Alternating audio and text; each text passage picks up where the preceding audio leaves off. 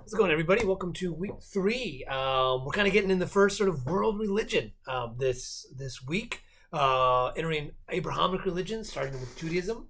I thought we'd start, again, I kind of mentioned this in the syllabus when I described this. I think it's nice to kind of let's start with religions we're more familiar with, so we can kind of think about the function and roles of religions through the prism or the spectrum of what I think a lot of people in their introduction said they have a background in Christianity or at least kind of are a little more familiar with it.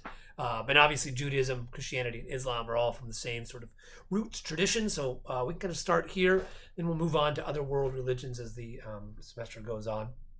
That's kind of what we're working on here.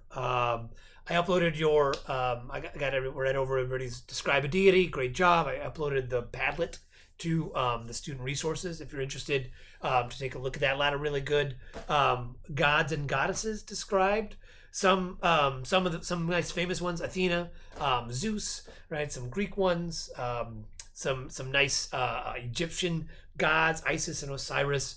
Inanna from Mesopotamia. And then there was like some really nice ones, a little more obscure gods that I'd never heard about, which is great because I like learning about religion and deity. So thank you for uploading those, talking about a lot of really interesting origin stories, things that govern festivals associated with them. So hopefully we have an idea of polytheism, which transitions into sort of monotheism with Judaism as sort of when I talked about the history, and hopefully you can kind of see now.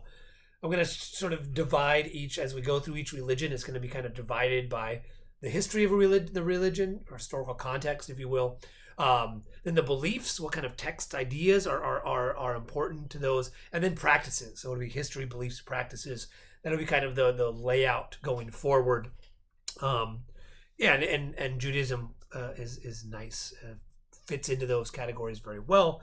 It has a very long history, as we've talked about. Actually, emerges in this sort of Mesopotamian world. Abraham is presumably from Ur, a Mesopotamian city, is promised by this Mesopotamian god Yahweh that if you believe in me, take me as the only God, monotheism, I will protect you. Right? That this is this covenant. So the underlying belief of Judaism is that there is one God, and the Jewish community is sort of the chosen, because they worship this one God.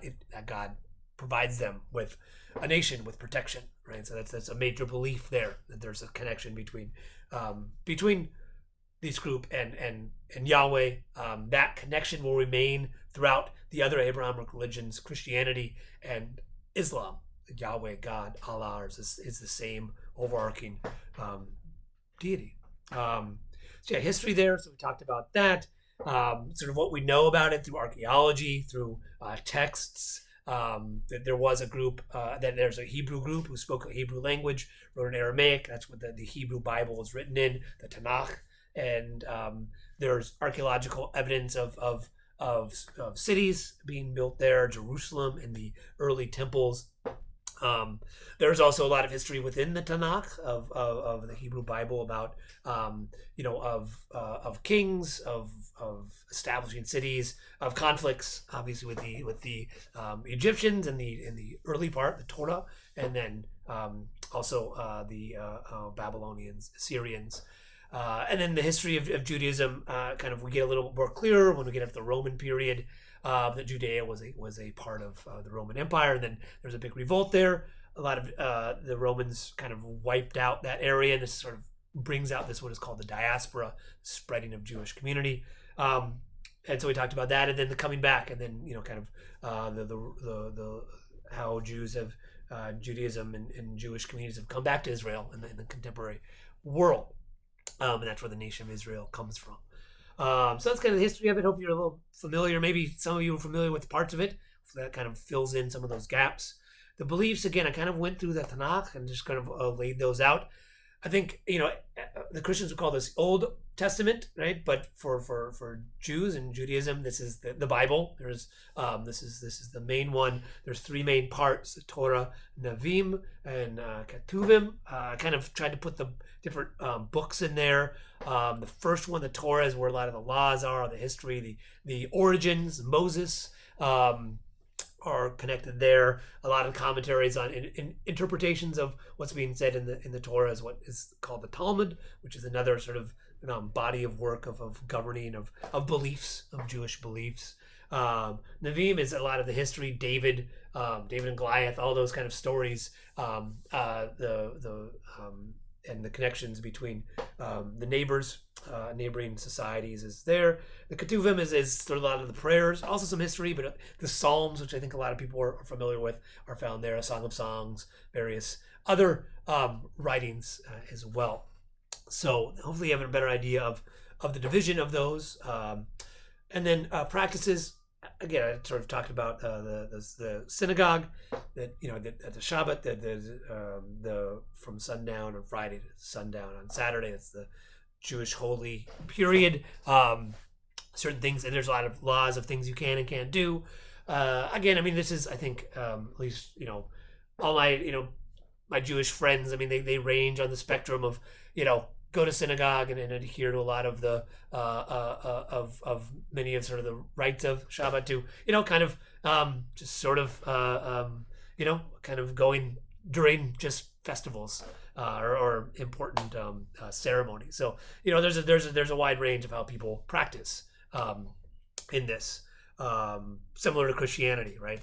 Some people go every week. Some people go every day, and some people just go kind of around Christmas and Easter. So yeah, same sort of deal. And then and then some of the major festivals and ceremonies I went over: Passover, the high holy days of Rosh Hashanah and Yom Kippur, Jewish New Year. So yeah, hopefully that gives you a better idea of what Judaism is. And then the assignments for this week, it's a discussion post. Again, I kind of like each question is about one of those topics, either history or beliefs or practices. Again, just answer one, not all of these. You can use the course materials if you want to go, and if there's something you're more interested in, particularly if you answer the second one with beliefs and there's a story of the Tanakh that you really are interested in.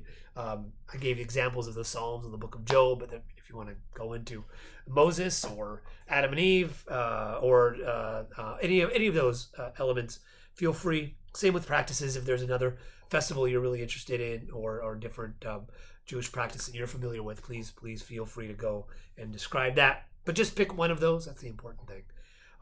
So that's this week. Next week we'll get into Christianity and see how it sort of branches off of Judaism and similarities and differences there.